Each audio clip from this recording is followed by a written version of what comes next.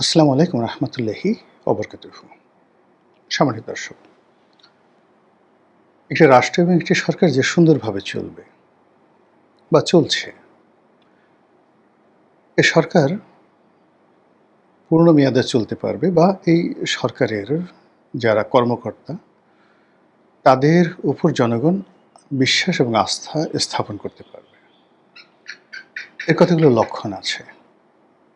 অবাক করার ব্যাপার হলো যে গত ৪ মাসে এই সরকারের মধ্যে এমন কোনো লক্ষণ দেখা যায়নি যার কারণে মনে হতে পারে যে এই সরকার একটি দীর্ঘমেয়াদের সরকার, এই সরকার একটি স্থিতিশীল সরকার, এই সরকার একটি জনপ্রিয় সরকার এবং এই সরকার একটি যোগ্য সরকার। আমি এখনো পর্যন্ত তাদেরকে অযোগ্য বলছি না, এখনো পর্যন্ত বলছি না যে এই সরকার টিকবে না, কোনো কিছু বলছি না। কিন্তু বিষয়টা হলো যে আপনি এই সরকার যোগ্যতম আছে বা এই সরকার টিকে যাবে, এরকম দৃঢ়তা, এরকম মনোবল, এরকম তথ্য উপাত্ত প্রমাণ কি আপনার কাছে আছে? আপনি যদি চারিদিকে তাকান তাহলে দেখতে পাবেন যে সব কিছুতে লড়র-বড়র।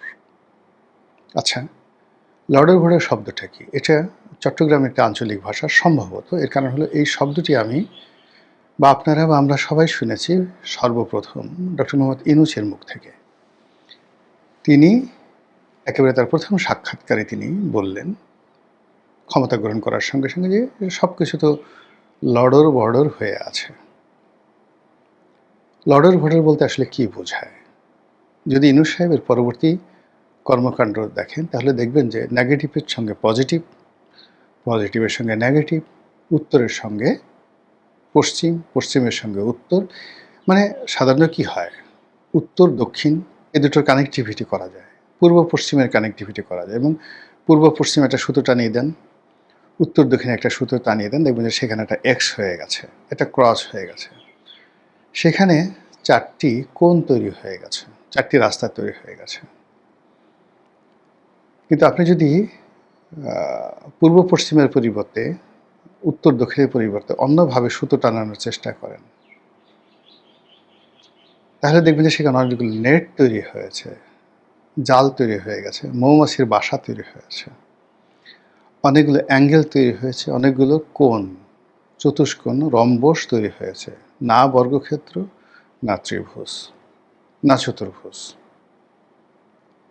তো সেই দিক থেকে প্রতিটি কাজেরই একটা সীমা আছে, নিয়ম আছে। এই সরকার এই গত ৪ মাসে যা কিছু করেছেন তার মধ্যে উল্লেখযোগ্য যদি আপনি দেখেন দৃশ্যমান যেগুলো নিয়ে আলাপ আলোচনা হচ্ছে, তারেক রহমান সাহেব সিলেটে গেলেন, সবাই থেকে দুলাভাই ডাকলো। তিনি গেলেন, শ্বশুরবাড়িতে গেলেন, স্ত্রীর মাথার উপর ছাতা তুললেন। তিনি কক্সবাজারে গেলেন, তার স্ত্রী সেখানে গিয়ে একটা বইতে স্বাক্ষর করলেন এবং তিনি সেটা দেখলেন, ভাইরাল হয়ে গেল। সবাই বলছেন, আহা হা কি সুন্দর! দেখুন, জুবাইদুর রহমান পরিদর্শন বইতে স্বাক্ষর করছেন ডুলারি হাজারি পার্কে, আর সেটা মুগ্ধতা নিয়ে প্রধানমন্ত্রী দেখছেন। এগুলো হলো খবর। তারপর খবর কি? তারেক রহমান সাহেব তার স্ত্রী কন্যাদেরকে নিয়ে সিনেমা দেখতে যাচ্ছেন, মঞ্চ নাটক দেখতে যাচ্ছেন। খবর। এরপরে খবর কি? জাইমুর রহমান ব্যারিস্টারি পাশ করার পরে সুপ্রিম কোর্টের যে এমসিকিউ পরীক্ষা রয়েছে উকিল হওয়ার জন্য, অ্যাডভোকেট হওয়ার জন্য, সেখানে তিনি পাশ করেছেন। তিনি বাংলাদেশের যে ক্রীড়া শিক্ষা প্রতিষ্ঠান রয়েছে বিকেএসপি, সেখানে গেছেন, তরুণ তরুণীদের সঙ্গে খেলতে গিয়ে বাম পা দিয়ে গোল করেছেন। এবং এটা হলো যে আমিনুল ইসলাম যে মন্ত্রী, তিনি একবার বলেছিলেন যে জাইমা রহমান চেলসিতে খেলেছেন, ইংল্যান্ডের একজন বিখ্যাত ফুটবল ক্লাব। তখন লোকজন ঠাট্টা এবং মস্কারা করেছে। এটা প্রমাণ করার জন্য সরকারের প্রত্যেকটা ব্যক্তি যে তিনি যে আসলে ফুটবল খেলতে পারেন এটা প্রমাণ করার জন্য তাকে বিকেএসপিতে নিয়ে যাওয়া হয়েছে এবং সেটাকে ভাইরাল করা হয়েছে। এই রকম কাজ এবং কর্ম ছাড়া আপনি দেখান তো যে is there any big deal? শুধুমাত্র পদ্মা ব্যারাজের ব্যাপারে একটা সিদ্ধান্ত গ্রহণ করা হয়েছে, এটা ছাড়া।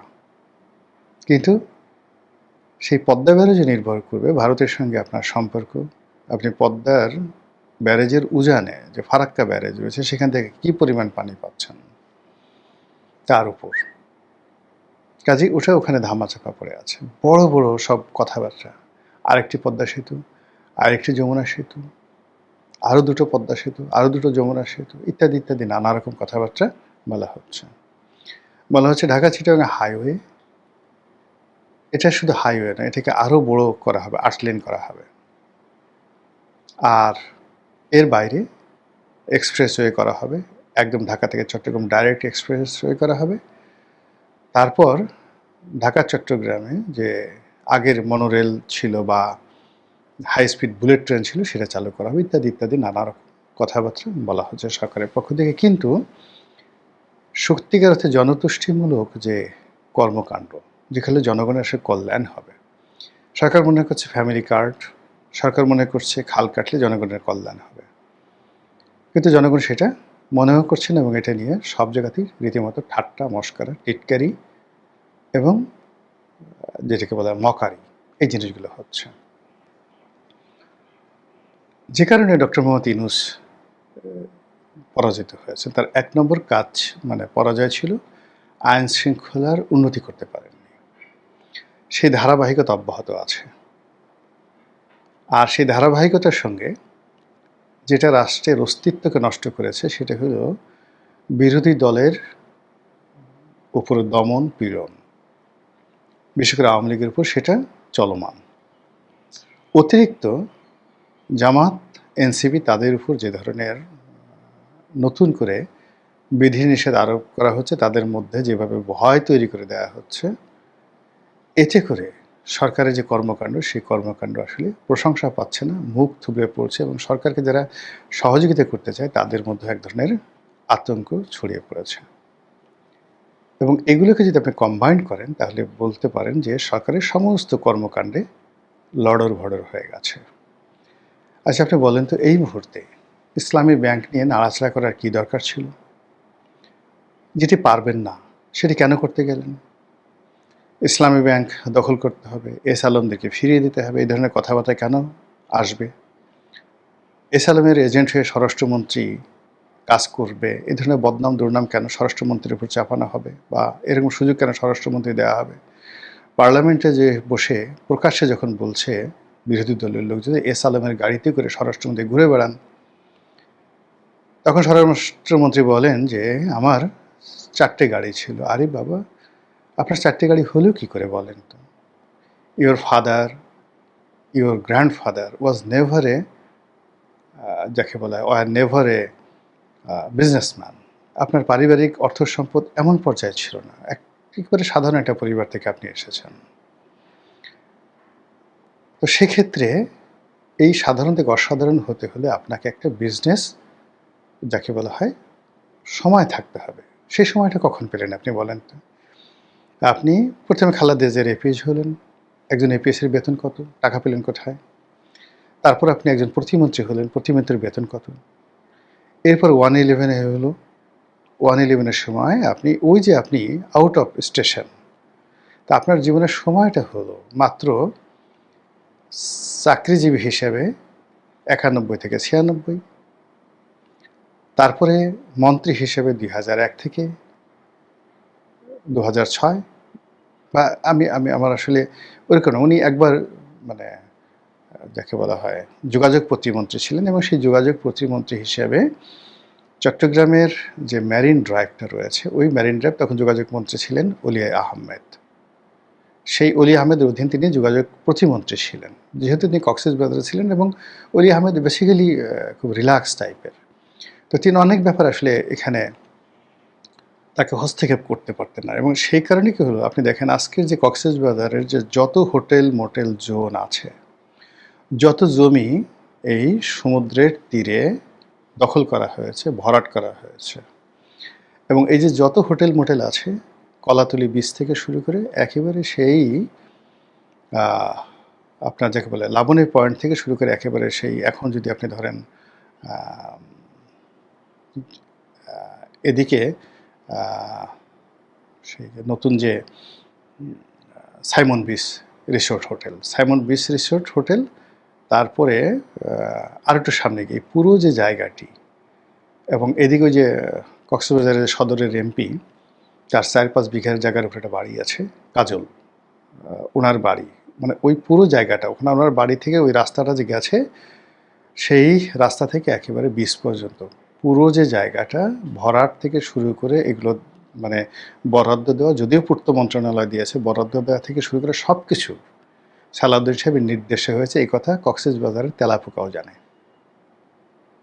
আচ্ছা, এই যে তার কথা মতো এই কাজগুলো হয়েছে, এই বিশাল একটা এলাকা বরাদ্দ হয়েছে, ভরাট হয়েছে, সব কিছু হয়েছে, এর মাধ্যমে যদি কিছু আয় রোজগার হয়ে থাকে, এছাড়া আর কী ব্যবসা আছে তার যে 4টা গাড়ি তিনি মেনটেন করতে পারেন? আমরাও তো 4টে গাড়ি আমার মেনটেন করার কথা কল্পনাই করতে পারি না।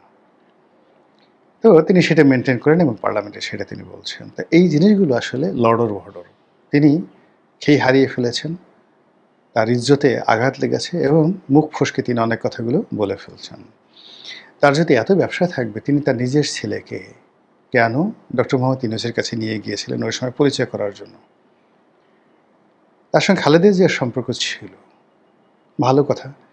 তার সঙ্গে খালেদা জিয়ার যে সম্পর্ক ছিল তার চেয়ে শেখ হাসিনার সাথে আমার সম্পর্ক কোনো অংশে কম ছিল না, কোনো অংশে কম ছিল না। আমি কোনোদিন আমার স্ত্রী, আমার সন্তানদেরকে আমি কোনোদিন গণভবনে নেইনি, কোনোদিন বঙ্গভবনে নেইনি। একটা সিঙ্গেল ছবি আমার সাথে বা আমার পরিবারের কারোর সঙ্গে শেখ রেহানা, শেখ হাসিনার নেই। এটা ব্যক্তিত্বের বিষয়, এটা পার্সোনালিটির বিষয়। তো যা হোক, এই যে সালাউদ্দিন সাহেব,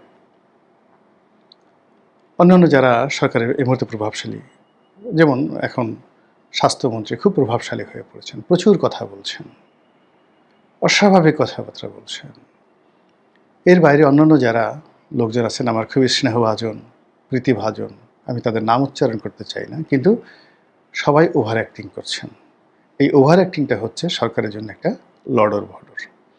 আর সেই লড়র ভড়রের কারণে ইসলামী ব্যাংকে প্রবলেম হলো, সেই প্রবলেম সলভ করা গেল না, জামাতের কাছে বলতে গেলে আত্মসমর্পণ করতে হলো, সেখানকার বোর্ড ভেঙে দেওয়া হলো, নতুন করে প্রশাসক নিয়োগ করা হলো, এবং এই যে এই সময়টিতে সরকার যে লড়র ভড়র করলো ইসলামী ব্যাংক নিয়ে, ইসলামী ব্যাংক থেকে প্রায় 6,000 কোটি টাকা আমানত তুলে নেওয়া হলো, যেটা সামাল দেওয়ার জন্য কি সেন্ট্রাল ব্যাংক থেকে আরও 2,500 কোটি টাকা ঋণ দিতে হলো। এই দায় কি সরকারের, নাকি ইসলামী ব্যাংকের, নাকি লড়র ভড়রের? তো এই যে কাজ ঘটছে, এর বাইরে আপনি দেখেন মগবাজারে যে হাসপাতাল আদ্দিন, এটি নিয়ে কী লঙ্কাকাণ্ড ঘটছে। স্বাস্থ্যমন্ত্রী লাইসেন্স বাতিল করে দিয়েছেন, আবার বলছেন হাসপাতাল লাইসেন্স বাতিল করেছি, মেডিকেল কলেজের করিনি, আবার বলছেন শুধুমাত্র এই শাখাটি বন্ধ করা হয়েছে, আদ্দিনের আরও যে শাখাগুলো রয়েছে, একটি বসুন্ধরার সাথে একটা শাখা আছে, অন্যান্য এলাকাতে শাখা আছে, যশোরে তাদের একটা আরও বিশাল ব্যাপক তাদের এস্টাবলিশমেন্ট রয়েছে, সেগুলো বন্ধ করা হয়নি। আবার বলা হয়েছে আদ্দিনের এই লাইসেন্স চালু করার জন্য আমার পিছনে কোটি কোটি টাকা নিয়ে ঘুরেছে, আমি এটা মানে টাকার কাছে বিক্রি হয়নি, আমি প্রধানমন্ত্রীকে বলেছি, প্রধানমন্ত্রী বলেছে আপনার যা ইচ্ছে তাই করেন। এই সকল কথাবার্তা অস্থিরতার লক্ষণ, এই সকল কথাবার্তা ফাটাকেষ্ট হওয়ার লক্ষণ। অনিল কাপুর যেভাবে হিন্দি সিনেমাতে নায়কের ভূমিকা পালন করেছেন, এ সকল কর্মকাণ্ড নায়ক হওয়ার অভিলাষ। এ সকল কর্মকাণ্ডের ফলে যা তৈরি হবে তা হলো কেবলই লড়র ভড়র। আর এ সকল কাজ যত বেশি হবে তত বেশি পর্দার আড়ালের খেলাধুলা, চক্রান্ত এগুলো চলতে থাকবে, এবং সেগুলো শুরু হয়ে গেছে আলটিমেটলি। এখন বিরোধী দল বলছে, মানে জামাত এনসিপি, তারা সরকারকে বিশ্বাস করছে না, এই সরকারকে সুযোগ দেওয়া যাবে না, এই সরকারের প্রতি তাদের বিশ্বাস আস্থা নেই।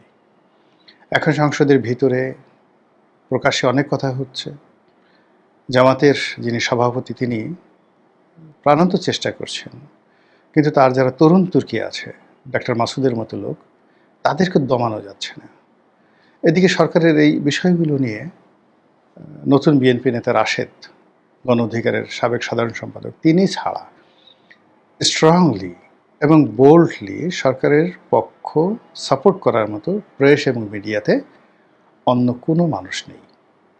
কেউ সরকারকে সমর্থন করছে না, বরং যে যার মতো সরকারের সমালোচনা করছে, কেউ এড়িয়ে যাচ্ছে, কেউ মানে বিএনপির বড়, বড় নেতা তারা মুচকি হাসছে। আস্তে করে পাশ কাটিয়ে যাচ্ছে।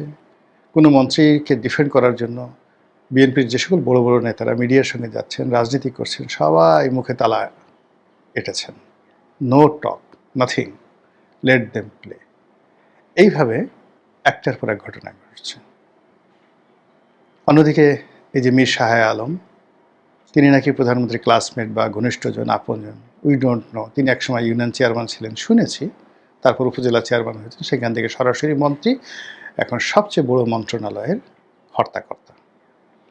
তার কথা, কর্মকাণ্ড, মেকআপ, গেট আপ, ড্রেস, কণ্ঠস্বর সব মিলিয়ে সরকারকে লডর ভডর করে দিচ্ছে, কর্মকাণ্ডকে লডর ভডর করে দিচ্ছে।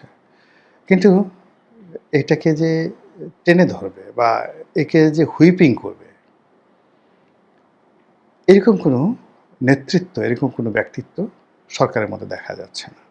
আর যখন এরকম কোনো ঘটনা ঘটতে থাকে, তখনই কি করে, আপনি যেখানে দেখবেন অন্ধকার আছে, সেখানে ভূত, বেজি, সাপ এসব ঢুকতে থাকে।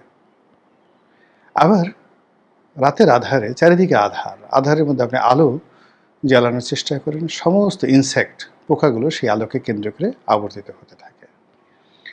তো কাজেই অনেক দুর্বলতার মধ্যে, সরকারের অনেক দুর্বলতার মধ্যে একজন যদি জেলে মানে জ্বলে ওঠে, সালাউদ্দিন সাহেবের মতো কেউ, তারপর মীর শাহ আলমের মতো কেউ, তখন তাকে কেন্দ্র করে অসংখ্য ইনসেক্ট, পোকামাকড়, কীট পতঙ্গ আসে, আত্মাহুতি দেয়, পরিবেশ নষ্ট করে, সব জিনিসগুলো লডর ভডর করে দেয়। আবার সবাই যদি যার যার মতো মুখ বন্ধ করে ফেলে, কথা বলা বন্ধ করে ফেলে, তাহলে সেখানে একটা নিশ্চিম নীরবতা চলে আসে, অন্ধকার চলে আসে। আর সেই অন্ধকারের মধ্যে সাপ, ব্যাঙ, বেজি, ভূত সব কিছু ঢুকতে থাকে। আর এতে করে আর যাই হোক না কেন, সরকারের কর্মকাণ্ডে গতি আসে না।